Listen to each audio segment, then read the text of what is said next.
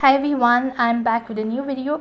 In this video, I'm going to show you the ways to transfer money from Revolut to Binance. In order to transfer money from Revolut to Binance, first of all, you have to copy the wallet address. So go ahead and open up your Binance application, and here you need to press on receive.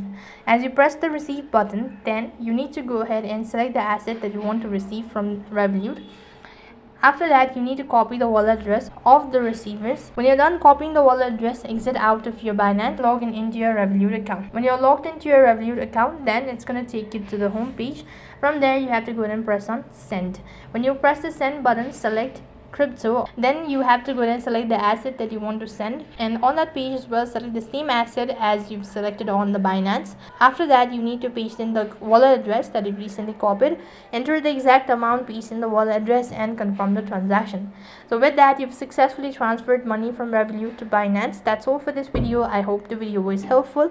Make sure to like, share, and subscribe to our channel. Thank you for watching. See you in the next video.